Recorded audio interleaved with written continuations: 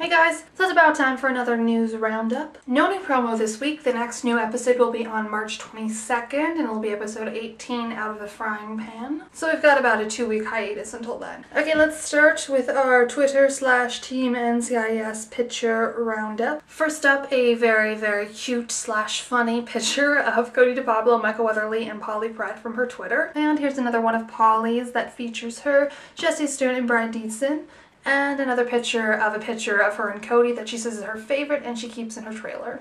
Cuteness overload. And we've also got a few pictures of Michael Weatherly from the OK Magazine and BritWeek Oscars party. That was on February 25th. We've also got a bunch of Cody DePablo. These are from the Peter Travers and editors of Rolling Stone Host Awards. This one's my favorite. And we've also got some of her at the Mercedes-Benz Oscar viewing party at the Soho House. In other news, we have the press release for Season 8, Episode 19, Tell All. According to the summary, the NCIS team connects the murder of a Navy commander and the Defense Intelligence Agency to a manuscript that may be a threat to national security. And if you're looking for some NCIS-themed videos to watch, there's a really funny one if you haven't seen it of Michael Weatherly taking over Entertainment Tonight as sort of a co-host/director/dictator. We've also got another one that's a little old. It's Rocky, Carol, and the rest of the cast on Extra. And it looks like it aired sometime around Killscreen. In some cast news, Mark Harmon is set to star in and executive produce a 2-hour telepic titled Prey, based on the popular novel Certain Prey by John Stanford. Harmon will play the book's anti-hero, Lucas Davenport, and the movie is set to air on the USA Network. Production is scheduled to start in May, so keep an eye out for that. I was also really excited this week because the only magazine I'm subscribed to is Entertainment Weekly. Love it! And I was really happy to open up and find that there's a nice interview with Michael Weatherly. Let's find some highlights, shall we? An unfortunate number of people think NCIS stands for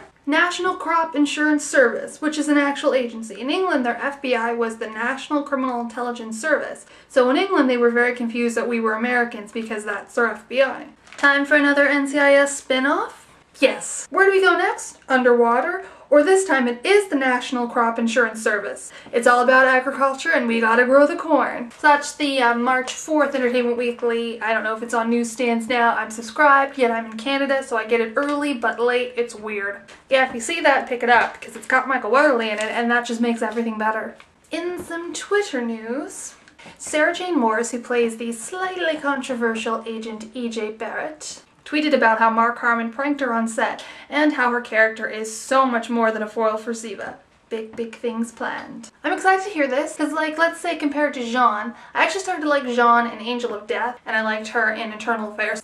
Once they made her more interesting, like, I liked her more. So maybe it'll happen with EJ and they'll give her like layers and a storyline besides coming between Tony and Ziva, and she'll get maybe more likable for me because I'm not, you know, carrying the pitchfork and torches yet. She's gonna come back for some episodes towards later in the season, so hopefully that'll all work out. Who knows? Maybe she'll be evil. We can hope.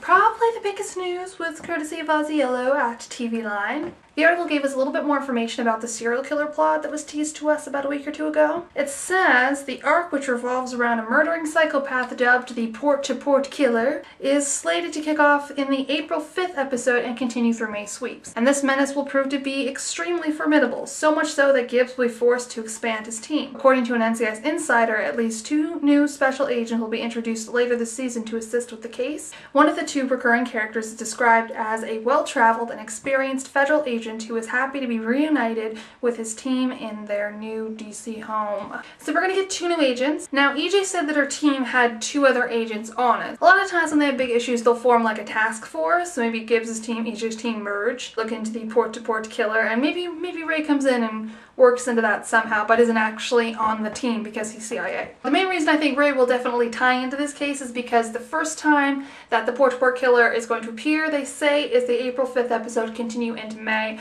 And the April 5th episode is the 20th episode, which is going to be called Two-Faced. And the 20th episode is going to be Ray's first episode. Maybe there's like a B story with Ray, but I'm pretty sure there's going to be some overlap there.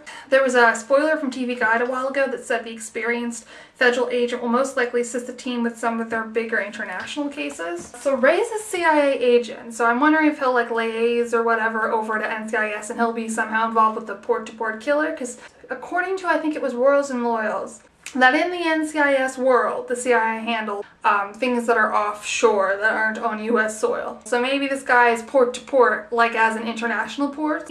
Maybe Ray comes into it, but he's not on Gibbs's team, so we get these two new agents and EJ that get added on to Gibbs's team in order to kind of form like a task force on the port-to-port killer. As far as the whole serial killer thing goes, I hope that NCIS just pulls out all the stops. I think I said this before, I'm fingers crossed for like a really interesting serial killer. Serial killers on TV, they're like a dime a dozen, so you really gotta find something to set your serial killer apart. I like the title, Port-to-Port Killer. Sounds interesting. I kind of hope though that there is a task force and that CIA, Ray, Ziva, Tony, and EJ will all have to work together. It'll be like a double date with a serial killer. It'll be interesting.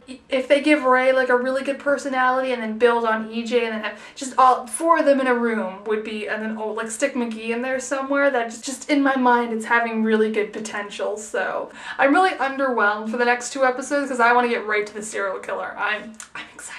So that's the news. Let me know what you think down in Autopsy.